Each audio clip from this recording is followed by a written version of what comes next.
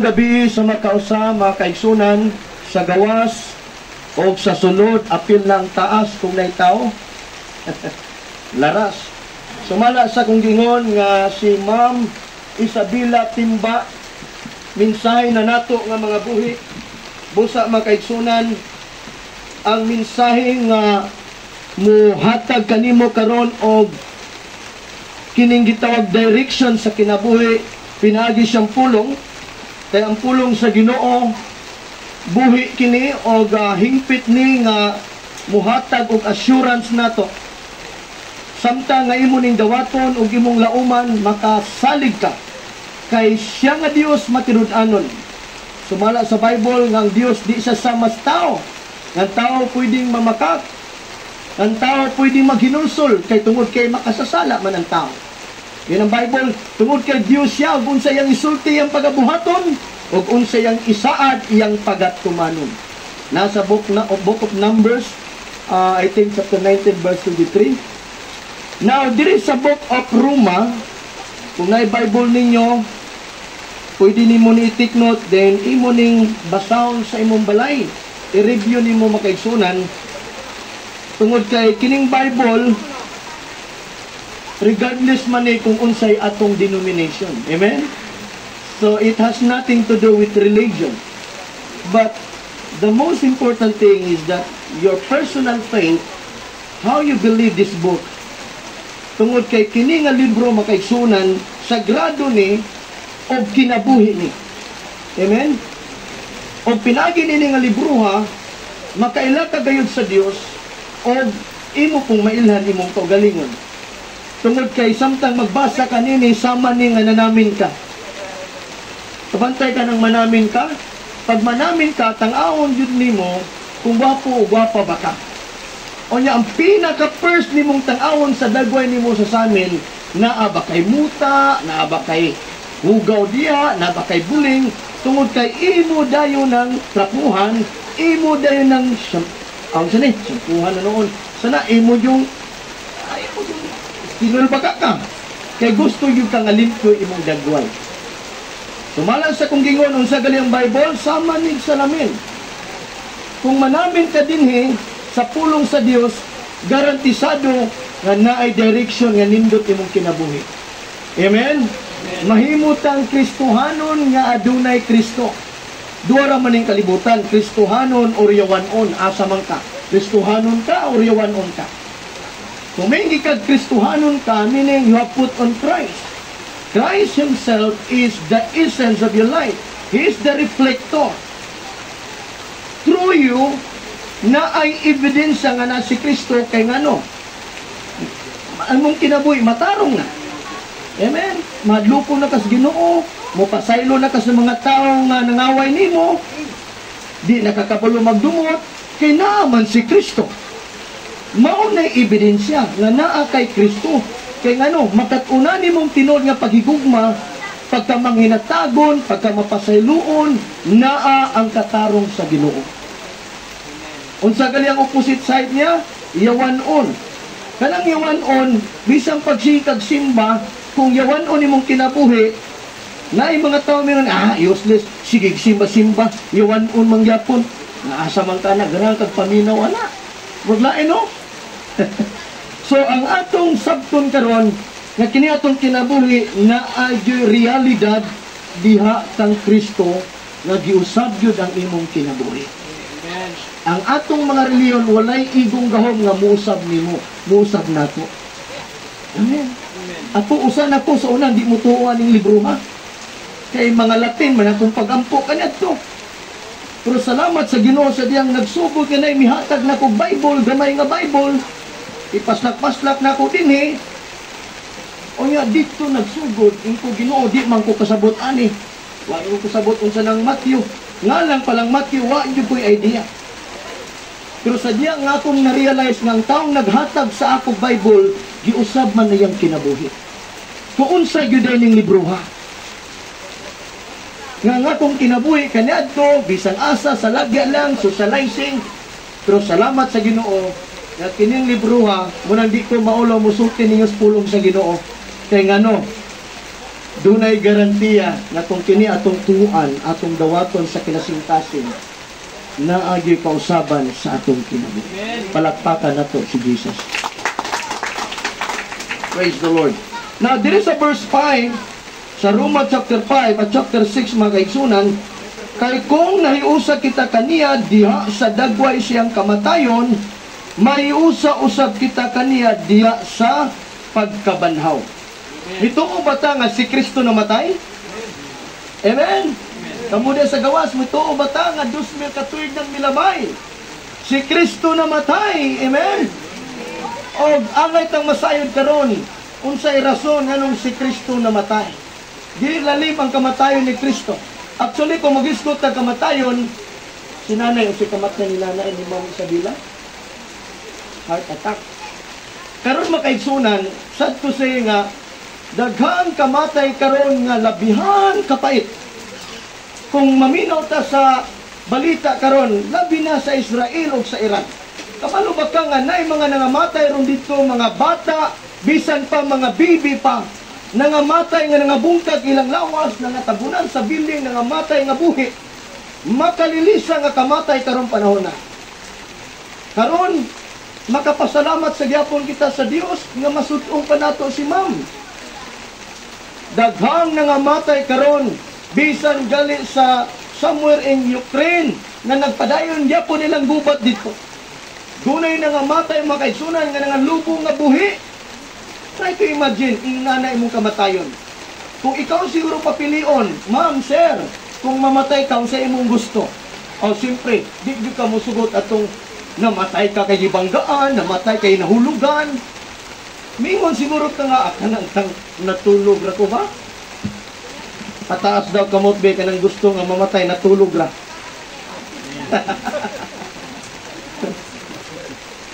Ulaw-ulaw pa mo. Kabantay ba mo sa balita? Halos kada adlaw daghang ng aksidente.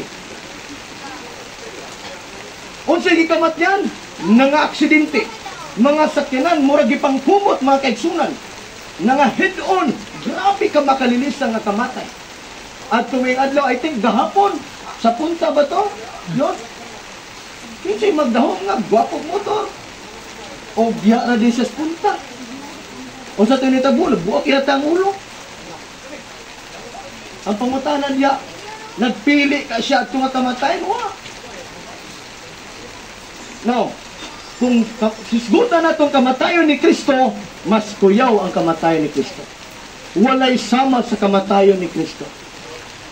Samtang nagtanaw ko sa The Passion of Christ, kasi nakatanaw na nga salida, tagtaod na ko nakakita, first na kong tanaw, midanguy-nguy ko gilak, kay mipokus kong tanaw, kay gusto ko nga masabtan ako ang history sa iyang kamatayon. Yun labi na, makita ni mo nga gi-film nila, makaigsunan. Grabing danguy-nguy na ko gilak ngayon gi-picture out na ko, what if kung ako na. Kaya in the first place, ako ang angayan ilang sang. Ako ang angayan latuson. Ako ang angayan nga kining i-torture. Kay ako sinners. Kay ako makasasala. Pero nganong si Jesus man, nganong siya man ang nagsakripisyo. Makaigsunan, angay ni mo ng sabton karon. Muna kung masabtan ni mong kamatayon ni Jesus, makaigsunan, makalilisang nga kamatayon. Muna sa'yo makayunta, kinsa man kong mamili sa akong kamatayon. Muna ako mingon nimo, dili isyong kamatayon. Kay ngano, normal ang kamatay. Bisang asa ka mo ito karon, naisama ani. Ang dili normal karon, nga mamatay ka nga wala kay tinuod nga relasyon ni Jesus. Ang pinakapeligro karon, ang pinakadelikado, nga moabot nimo ang kamatayon nga wala kay tinuod nga pagpangalagad sa Ginoo, nagpatuyang yapon ka sa kinabuhing makasasala, lulong ka sa bisog, droga, irresponsable ka nga banag asawa, maunay peligro karon. Nga mamatay ka nga wa ka kabalik sa Ginoo. Muna nga karong panahon namin tas buhi bata, buhi mo putag sakripisyo. talikdan nato unsay angay talikdan tungod og alang sa Ginoo kay humana gibuhat ni Kristo ang sakripisyo para nimo para nako. Kaayahay gud nimo. Ngamin ka nga mamatay to malangit ra man ang gyapon. Igsuon ko higala. Musubot kag sa dili naay dakong hukmanan at tubangon nato sa Ginoo. 2 Corinthians 5 verse 10 makaigsunan ang matag usamo at tubang sa dakong hukmanan ni Kristo. O pagahukman kita sumala sa tong binuhatan. Amen. Kung naay judiciary sa kalibutan, samot ng langit naay korte dito. Amen ba makaigsunan? Gitagaan ra gyud ta grasya sa Ginoo. Ambot pasabot gikaluy-an ra gyud ta sa Ginoo. Muna nga naay pagwali sa paghinulsol. Kay di madinay kitang tanan, makasasala kitang tanan. Muna nga mauni ang usa sa akong personal nga advokasya nga mag-adto kog lain-laing mga lugar, kabalo man sa Pastora Janet, nga ga-mission ko nga magpahibalo sa mga tao nga mintras sigayon pa karon ang panahon sa paghinulsol o ang pagdangog sa Ginoo, pag-alagad sa Ginoo, kay kung maabot ang kamatayon anytime from now, confident kang matubang sa Ginoo. Og mingon ng Ginoo, welcome my good and faithful servant. How come maingon ka nga faithful servant nga sa kalibutan wa kay panahon sa Ginoo? Tinuod man nga kita na makapakyasan, ang Bible dadaan nagsulti, Roma 3:23 nga ang tanan nakasala og nahilayo sa Ginoo. Sayunan ka nahilayo tas Ginoo tungod sa atong sala. Ang sala mo'y nakapahilayo nato sa Ginoo. Pero tungod ni Kristo, siya ang naimong mediator, siya ang nagpataliwala sa amahan o ngani ka nato sa tao. Si Kristo ang nahimong tulay. Amen. Amen. Muna nga si Kristo mingon, I am the way, the truth, and the life. John 14 verse 6, ako ang dalan, kinabuhi ug ang kamatuoran, way makadto sa amahan, gawas ngani kanako. So di ay ang imong gikinanglan karong panahon na igsoon ko higala, dili lang kay kwarta, dili lang kay trabaho. Si Kristo yun ang unahas kinabuhi. Amen. Kay siya ang labaw sa tanan. Unaha ang gingharian ug ang iyang pagkamatarong, kay ang tanang butang idugang na.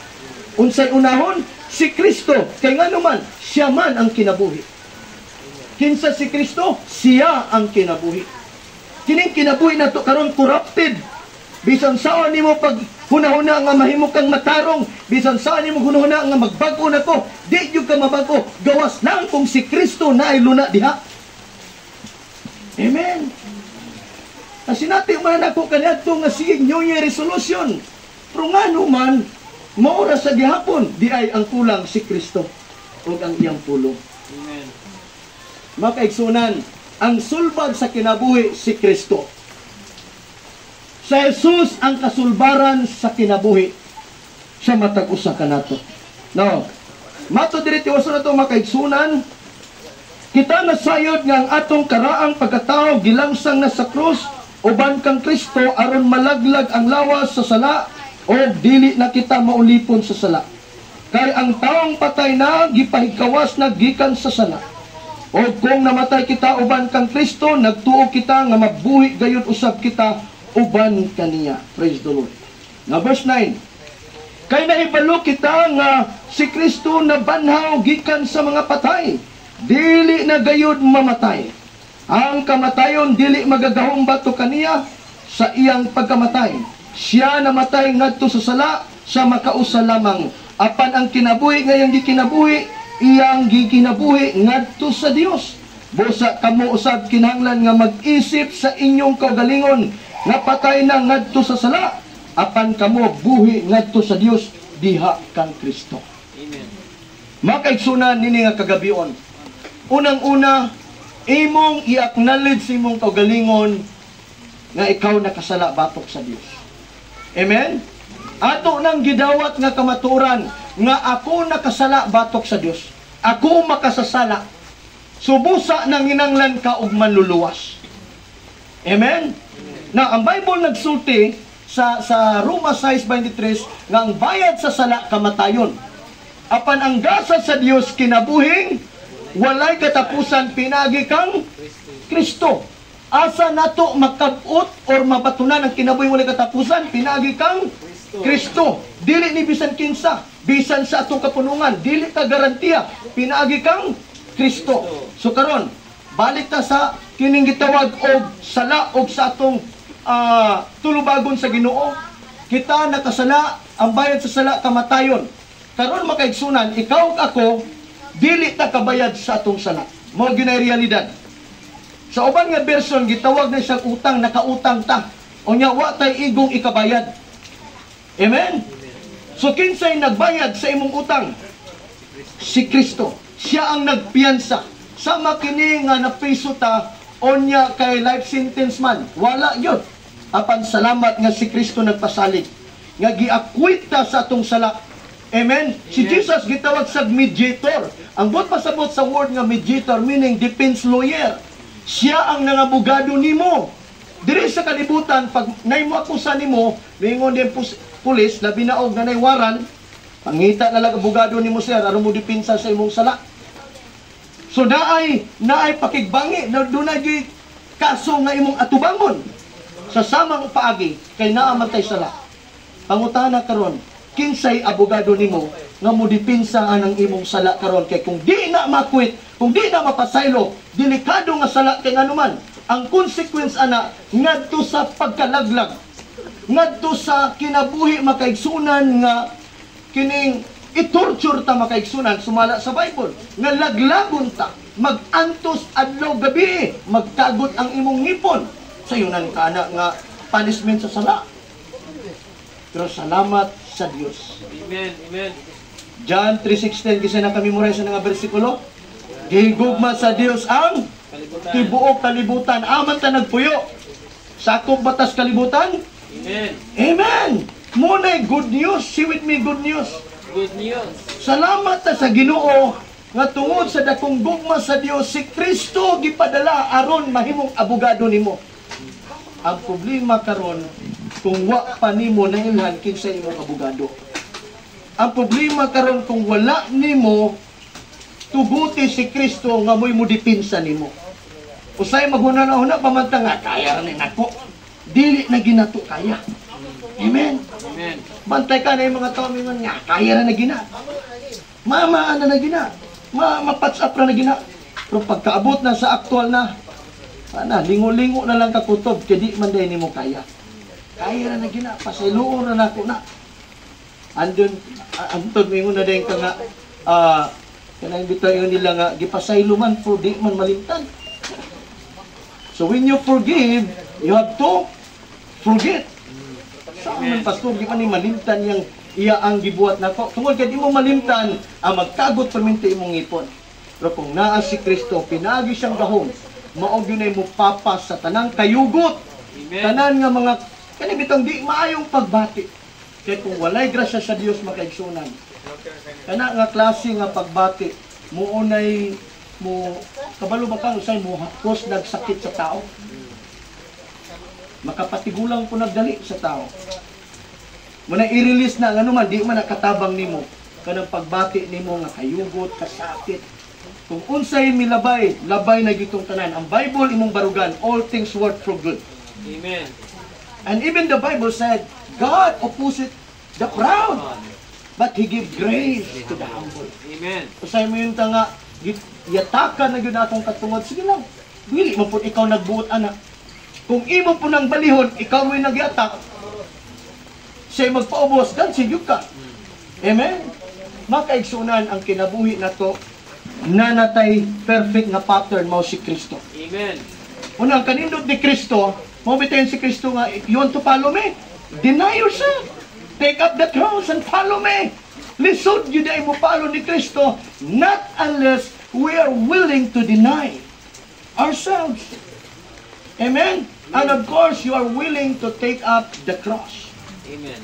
Mga alagtuson sa kinabuhi ba, sa di ta kadawat, sakit kay nato, o sige lang. Lord, tabangi ko na malampasan ako ni nga pagsulay. Lord, kanilang pagdaog-daog nako. Lord, kanilang pagpasipala nako. Saligi siya, kaya nagpasalig siya nga ako ang panimalos. Amen? Kinsa Amen. nagpasalig? Ang Dios. Amen. So makaigsunan, sumala diri sa itong gibasa, nga din gikinanglan ang matag-usa nato, masayod ta nga patay na day tadya sa. Kung kining atong kaugalingon, nakasurinder sa Ginoo, nakapanugyan sa Ginoo, kay kung nakapanugyan ta sa Ginoo, sama usab nga namatay tadya sa. Amen? Gisgutan po di sa the same chapter makaigsunan sa verse 10, nga ingon nga sama si mong pagbautismo, gilubong po ka diha sa kamatayon ni Kristo. So pasalamat ta sa Ginoo nga pinaagi kang Kristo nga imong gituan, nga imong manunubos, namatay ka sa sala. Amen. Kaya kung di ta mamatay sa sala, wala gyud tay assurance sa kaluwasan. Amen? So muna yun ang Bible, ingon nga si Kristo na banhaw, ikaw usab na banhaw. Amen. Diya sa bagong kinabuhi. Makaigsunan, maunay gitawag og spiritual rebirth sa tao by faith nga nataw kapag usab diya sa Ginoo. Amen. Ang prinsipyo guys sa Bible, not unless a man be born again, he cannot see the kingdom of God. Mataw ta pag-usab diha sa Ginoo by faith. Amen. Mutuo ka nga pinaagi kang Kristo na tao kapag usab. Muna si Nicodemo kasabot ana nga statement ni Christ. Kay tawhanon man ang iyang mindset. Insa Ginoo, sao man ako pagkatao pag-usab, balik ko sa taguangkad sa kinanga, dako naman ko. Na makaigsunan, si Jesus sa labtunon ang iyang mga pagtulunan. Munang dagang parables. Kinanglan masabtan nimo, gituyo na sa Ginoo aron nga ang tao musik gyud sa truth. Muna ang Bible nagsulti, seek the truth and the truth shall set you free. Amen. So siya yun. So mataw ka pag-usab diha kang Kristo tungod kay mituo kaniya. Kitang tanan humanaman ta na tao sa tong inahan. Muna gituwag og physical birth. Amen. Sa verse 5 sa chapter 3 sa John, ang natawo sa espiritu, espiritu usab. Ang natawo sa unod, tao usab. Asa man ta natawo sa unang pagkatao? Sa unod, natawo ta ni Mama. Kita bang tanan natawo ni Mama? Amen. Amen. Natawo ta nga nakapanunod og espiritu sa sala. Nakapanunod ta nini nga tunglo sa sala.